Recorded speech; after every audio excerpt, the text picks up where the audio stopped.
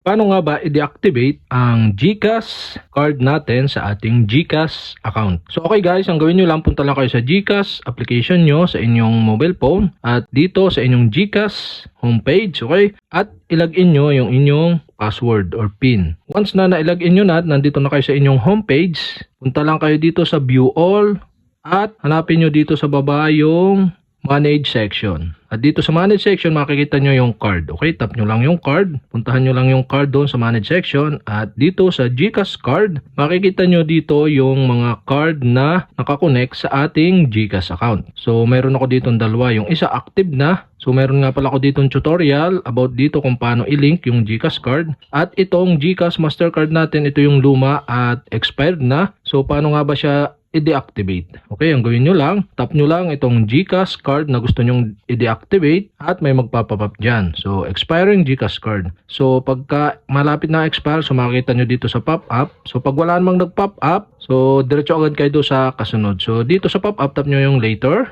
At dito na nga kayo mapupunta once na maklik nyo yun pagka walang lumabas na ganong pop-up. So, okay, dito makikita na nyo yung deactivate button dito sa kanang taas na bahagi.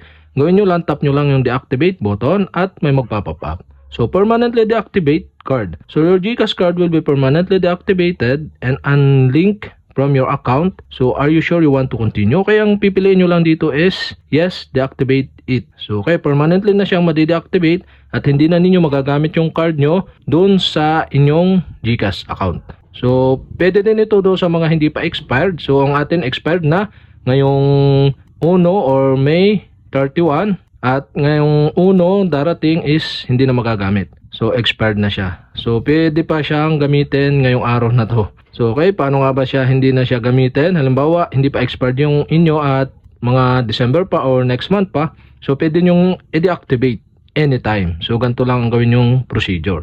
So, okay, tap na natin yung yes, deactivate it para hindi magamit yung pinakang card.